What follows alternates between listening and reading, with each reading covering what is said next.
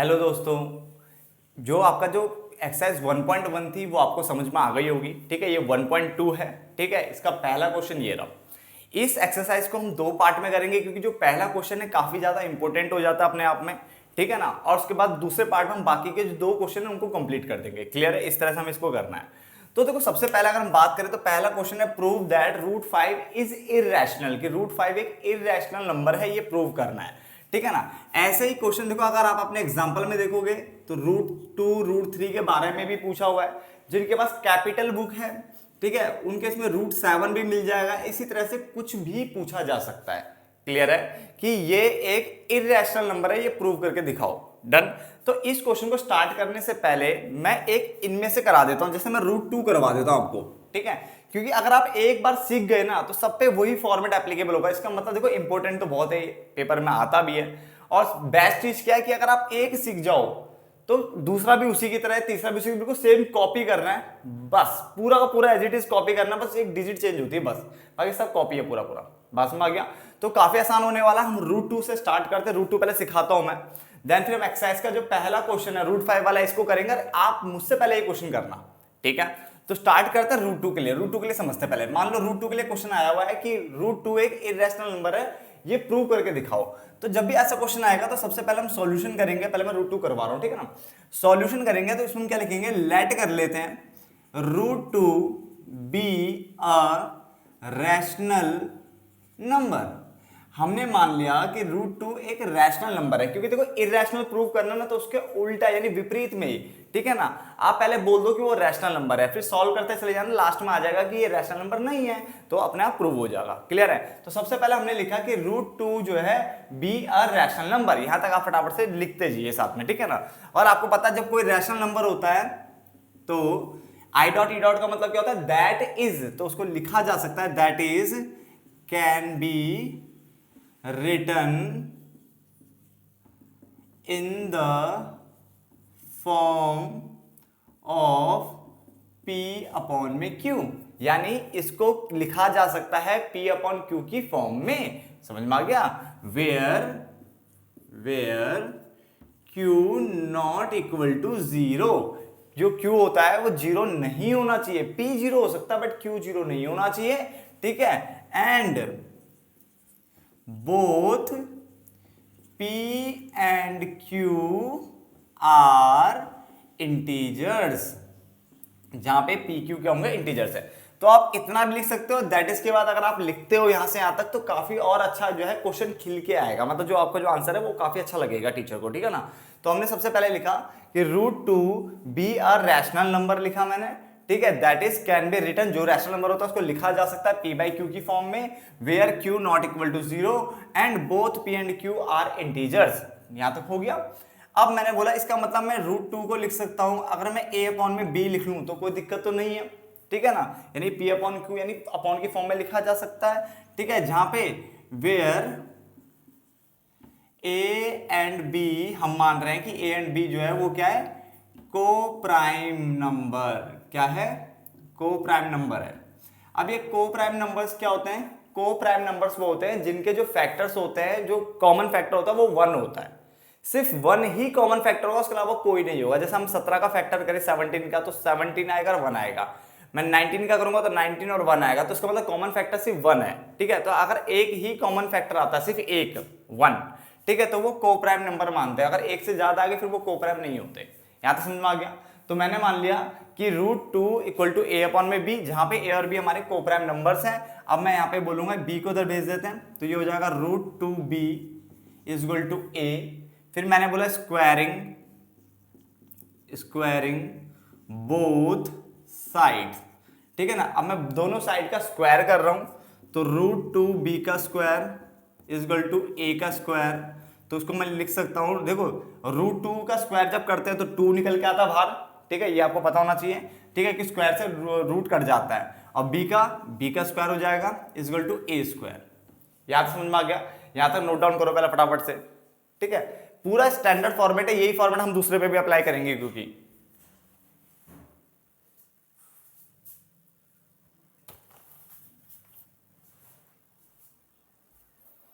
ठीक है। यहां तक लिखो और इसको हम क्या मान लेंगे, साथ में इक्वेशन 1 मान लेंगे। ठीक है, और एक यहाँ पे लाइन लिखेंगे जिसका मतलब होगा 10, ठीक है ना, फटाफट से उतारते हुए ये साथ साथ में 10 जो ए स्क्वायर है, ए स्क्वायर इज डिविजिबल बाय 2। अगर ध्यान से देखा जाए तो जो ए स्क्वायर है वो 2 से डिविजिबल है, 2 वहां जाके कहा जाएगा, देखो मल्टीप्लाई में तो वहां जाएगा डिवाइड में, ये बात समझ में आ रही है। तो ए स्क्वायर जो है इज डिविजिबल बाय 2, यहां पे ए स्क्वायर जो है वो डिविजिबल बाय 2 है। एंड सो जो ए होगा, अगर ए स्क्वायर 2 से डिविजिबल है तो अगर मैं वहां पे ए होता तो भी तो डिविजिबल होता है। सो ए इज ऑल्सो डिविजिबल बाय 2, ठीक है। समझते जाइए क्या क्या कर रहे हैं, ठीक है ना, आपको यहां तक तो दिख ही रहा होगा साफ साफ, ठीक है, कर लीजिए, ठीक है। तो अभी तक देखो हमने करा क्या, मैंने कहा root 2 be a rational number that is can be written in the form of p by q where q not equal to 0 and both p and q are integers, यानी इस तरह से होता है। फिर मैंने root 2 equal to a upon में b लिख दिया, ठीक है, जहां पे मैंने a b को क्या मान लिया कि वो कोप्राइम नंबर से इनका जो कॉमन फैक्टर होगा सिर्फ 1 होगा, ठीक है, 1 होगा, ठीक है ना। उसके बाद मैंने इसको यहां भेजा, रूट 2 b हो गया, a squaring both side, square किया तो पता चला ये 2 होगा, ये b स्क्वायर हो जाएगा a स्क्वायर, तो a स्क्वायर की वैल्यू होगी 2b स्क्वायर। यहाँ पे देखा जा रहा है 2 मल्टीप्लाई में तो वहां जाके डिवाइड में जा सकता है, इसका मतलब a स्क्वायर जो है 2 से डिविजिबल है, तो उसका मतलब a होता तो भी तो वो 2 से डिविजिबल होता, ये हमने लिख दिया। अब हम देखो आगे क्या करेंगे, हम लेट कर रहे हैं, अब हम थोड़ा और आगे बढ़ रहे हैं। पहला स्टेप तो इतना खत्म हो गया, ये पहला स्टेप था आपका, ठीक है ना। अब हमने लेट किया कि कोई भी एक नंबर ले लेते हैं, c b एनी इंटीजर, मैंने c को भी कोई इंटीजर मान लिया है, c b एनी इंटीजर, मैं साइड में देख रहा हूं कि नीचे छुपे ना, ठीक है ना। तो c b एनी इंटीजर, मैंने c को एक इंटीजर मान लिया, ठीक है। अब अगर मैं इंटीजर मान रहा हूं तो सो वी कैन राइट, लिख सकते हैं वी कैन राइट, ठीक है ना। अब यहां से मैं इसको ऊपर का मिटा दूं, ठीक है ना। सो वी कैन राइट, मैं इसको मिटा रहा हूं, ठीक है, ऊपर का। So we can write what, a मैं यहां पे लिखना चाहता हूं a is equal to 2c, so we can write a is equal to 2c, ठीक है ना। फिर दोबारा वही same concept, squaring both side, ठीक है, दोनों साइड का स्क्वायर कर लेते हैं, तो ये a स्क्वायर हो जाएगा, ये 2c का स्क्वायर हो जाएगा, इसको a स्क्वायर लिखेंगे, 2 2 4, c स्क्वायर हो गया, डन। अब ध्यान से देखो a स्क्वायर की वैल्यू क्या थी, 2b स्क्वायर थी ना, तो मैं a स्क्वायर की जगह रख दूंगा 2b स्क्वायर, ठीक है ना। a स्क्वायर की जगह रखा, 2b स्क्वायर रख दिया, यहाँ पे 4c स्क्वायर है, ठीक है। इसने बोला इक्वेशन 1 से आपको पता चला था, क्या पता चला था कि जो a स्क्वायर की वैल्यू है वो 2b स्क्वायर है। इस इक्वेशन 1 से पता चला था ना कि a स्क्वायर की जो वैल्यू है 2b स्क्वायर है। तो अगर आप इसको लिखना चाहो तो शॉर्टकट ऐसे भी लिख सकते हो, फ्रॉम इक्वेशन 1, ठीक है ना, समझ जाएगा अपना भी, टीचर समझ जाएगा, फ्रॉम इक्वेशन फर्स्ट से आपको ये वैल्यू मिली है। डन हो गया यहाँ तक, ठीक है। अब हम क्या करेंगे, इसको काटेंगे थोड़ा सा, किस तरह से, 2 1 जा 2, 2 2 जा 4, यहाँ तक हमने काट दिया, ठीक है ना। तो आंसर आ गया b square is equal to 2c square, b square is equal, यहाँ b स्क्वायर बचेगा, यहाँ 2c स्क्वायर, क्योंकि 2 बचा हुआ है, ठीक है ना। ये रहा, यहाँ तक हो गया, ठीक है। इतना आपको उतारना है, पहले फटाफट से उतार लीजिए, ठीक है, यहां तो उतार लीजिए। अब सेम वही लाइन, देखो कॉमन है, सब कुछ सेम है, देखो बहुत आसान सा है। इसके बाद ये कॉन्सेप्ट किया हमने, और यहां पे भी सेम वही करेंगे, दिस मीन्स दैट, यानी यहां पे भी सेम वही लाइन जो हमने पीछे लिखी थी कि दिस मीन्स दैट जो b स्क्वायर है, अब देखो यहाँ पे b स्क्वायर, ये 2 यहां मल्टीप्लाई में तो वहां डिवाइड में जाएगा, तो b square is divisible by 2, जो b स्क्वायर है वो 2 से डिविजिबल है, कॉमा, ठीक है ना। अगर ये 2 से डिविजिबल है तो इसका मतलब b स्क्वायर 2 से डिविजिबल है तो b भी 2 से डिविजिबल होगा, ठीक है। तो सेम वही line, so b is also divisible by 2। बात को समझो, इसी को इसी तरह से करके आना, पेपर में पूरे नंबर मिलेंगे और आप टीचर काफी इंप्रेस हो जाएगा, ठीक है ना। तो दिस मींस यहाँ पे देखो 2 से b स्क्वायर डिविजिबल है, तो b स्क्वायर डिविजिबल बाय 2, तो अगर b होता तो भी तो डिविजिबल होता 2 से, यहाँ तो समझ में आ गया। अब एक चीज समझो, देखो b भी 2 से डिविजिबल है, ए भी 2 से डिविजिबल है, ए और बी को तो आपने क्या माना था, को प्राइम नंबर माना था। को प्राइम नंबर का मतलब होता है उनका कॉमन फैक्टर 1 होगा, यही बोला था मैंने। जबकि यहाँ पे ए जो है 2 से डिविजिबल हो रहा है, बी भी 2 से डिविजिबल हो रहा है, इसका मतलब इनका कॉमन फैक्टर 2 है। भाई इनका कॉमन फैक्टर 2 है, तो ये को प्राइम कैसे प्रूव हो गए, इसका मतलब सब कुछ गलत हो रहा है ना।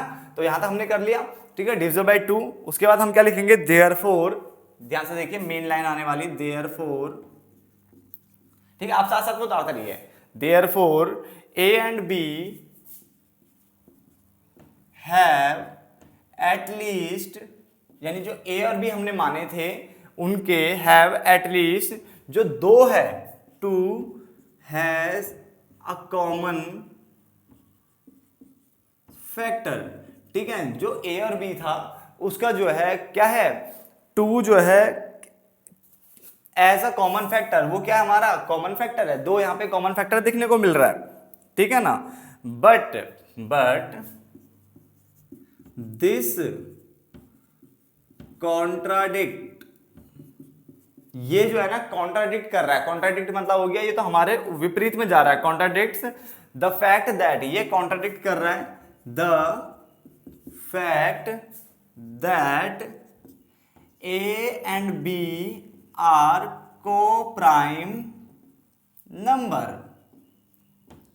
ध्यान से समझे क्या लिख रहा हूं मैंने कहा देयरफॉर ए और बी हैव एटलीस्ट 2, यानी इन दोनों का देखो 2 कॉमन फैक्टर आ रहा है, क्योंकि ए भी 2 से डिविजिबल है, बी भी 2 से डिविजिबल हो रहा है। जबकि हमने माना था कि ये को प्राइम नंबर है, इनका सिर्फ एक ही क्या होगा, कॉमन फैक्टर होगा, ठीक है ना। यहाँ तो 2 भी आ रहा है, तो उसने बोला 2 आ रहा है यहाँ पे कॉमन फैक्टर, ठीक है। बट दिस कॉन्ट्राडिक्ट, ये कॉन्ट्राडिक्ट कर रहा है द फैक्ट दैट ए और बी क्या था आपके को प्राइम नंबर से, इसके तो विपरीत चलेगी बात, ये उल्टा चला गया, ठीक है, को प्राइम नंबर। तो उसका मतलब क्या हुआ, सो जो आवर अजम्पशन थी, आवर अजम्पशन, आपको दिख रहा है नीचे तक, हाँ जगह काफी है। आवर अजम्पशन वॉज इनकरेक्ट, ठीक है, हमारी जो अजम्पशन थी वो क्या थी, अजम्पशन हमारी गलत थी, ठीक है, जो हमने माना था।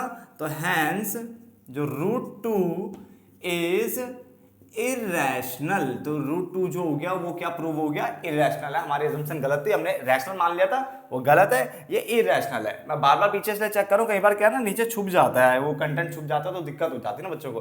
तो फटाफट से देखो √2 क्या हो गया, इरेशनल प्रूव हो गया। नोट डाउन करिए ऐसे फटाफट से। अब देखिए आगे, अब हम एक्सरसाइज का पहला क्वेश्चन करते हैं √5 वाला, ठीक है ना। आपका स्टैंडर्ड फॉर्मेट आ चुका है, आप उसे नोट डाउन कर लेना अच्छे से, मैंने अभी जो भेजा है, ठीक है ना, लिखा है इसमें, तो आप उसे अच्छे से नोट डाउन कर लो। अब हम √5 पे उसी को अप्लाई करके देखते हैं, ठीक है ना। कैसे करेंगे, सबसे पहले फटाफट, अब तो जल्दी जल्दी करेंगे, हमने टाइम लगाया वहां पे समझने के लिए। सबसे बोलेंगे let √5 be a rational number. हम पहले मान लेंगे कि √5 जो है वो रैशनल है, या रैशनल नंबर पूरा लिख लो, ठीक है। That is can B written in the form of p/q। इसको p/q फॉर्म में लिखा जा सकता है कि हमने रैशनल मान लिया है, where q not equal to 0 and both p and q are integers। मेरे से पहले आप कर सकते हो, ठीक है, आपका फॉर्मेट पड़ा है, फटाफट से कर सकते हो खत्म, ठीक है ना। तो मैंने मान लिया √5 जो है वो रैशनल नंबर है, इसको p/q फॉर्म में लिखा जा सकता है, जहां पे q नॉट इक्वल टू 0 होगा, both p and q are integers माने जाएंगे। अब मैं यहाँ पे √5 को इक्वल टू कर देता हूँ a/b के, किसके इक्वल कर देता हूँ, a/b के कर लेता हूँ, ठीक है, जहां पे मैं मान रहा हूं where a and b are coprime numbers, ठीक है ना। मैं ये मान के चल रहा हूं कि a और b आपके को प्राइम नंबर है, इनका जो कॉमन फैक्टर होगा उसी वो 1 होगा, क्लियर है। देन वही √5, ये b डिवाइड में था मल्टीप्लाई में चला जाएगा, ये a आ जाएगा, देन स्क्वायरिंग बोथ साइड्स, दोनों साइड का स्क्वायर कर लेते हैं, √5b² इजगल टू a का स्क्वायर, तो ये आ जाएगा 5 बच जाएगा, यहाँ b² हो जाएगा इजगल टू a²। देन वही लाइन लिखेंगे जो हम लिखते थे, हम लिखेंगे 10, यहाँ पे क्या देखने को मिल रहा है, जो है a² is divisible by 5, A square जो 5 से डिविजिबल है, comma so A is also divisible by 5, ठीक है ना। तो जो ए स्क्वायर है वो देखो 5 मल्टीप्लाई में था, डिवाइड में चला जाएगा, तो ए स्क्वायर जो है 5 से डिविजिबल है, ठीक है ना। तो इसका मतलब ए होता तो वो भी 5 से डिविजिबल होता। यहां तक हो गया, ये हमने पहला इक्वेशन मान लिया। उसके हम लेट करते हैं, लेट, ठीक है, सी, लेट कर हम सी बी एनी इंटीजर। हम सी को क्या मान लेते, कोई भी इंटीजर मान लेते, यही सब किया था ना हमने वहां पे, वही कॉन्सेप्ट चल रहा है, ठीक है ना। तो सो वी कैन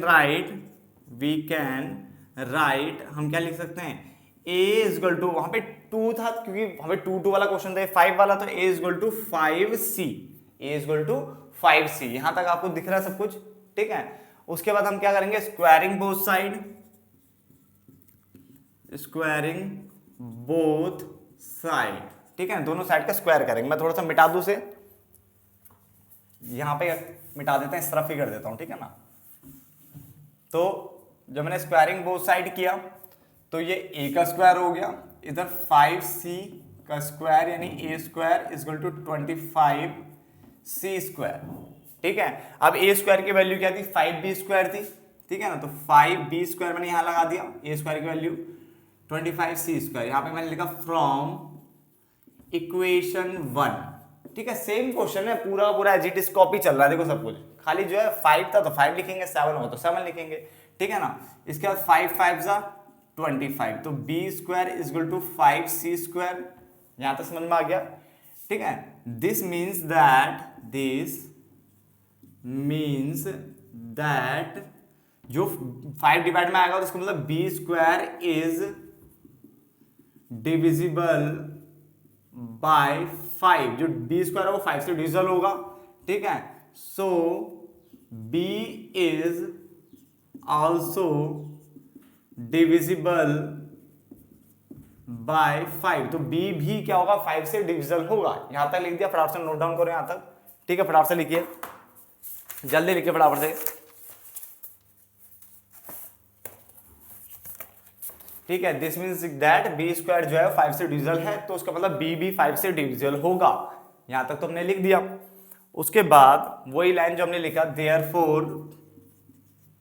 देयरफॉर, ठीक है, जो हमारा क्वेश्चन था यानी a और b जो हमने माने थे, a and b have at least, यानी कम से कम देखने को मिल रहा है 5, क्योंकि दोनों को b भी 5 डिविजिबल, b भी 5 से डिविजिबल है, a भी 5 से डिविजिबल है ना। इसका मतलब a और b का जो कॉमन फैक्टर है वो 5 तो हो रहा है, तो एक हमने तो 1 बोला था तो 5 आ गया, इसका मतलब एक भी और 5 भी आ रहा है, तो इसका मतलब फिर तो ये ज्यादा हो गया। कोप्राइम कहां से प्रूव हो, कोप्राइम तो हुई नहीं है, ठीक है ना। तो हम बोलेंगे देयरफॉर a और b हैव एटलीस्ट 5, ठीक है, एज अ कॉमन, जैसे मैं वहां लिखा था सेम वही लिख रहे हैं, 5 एज अ कॉमन, ठीक है, फैक्टर, ठीक है ना।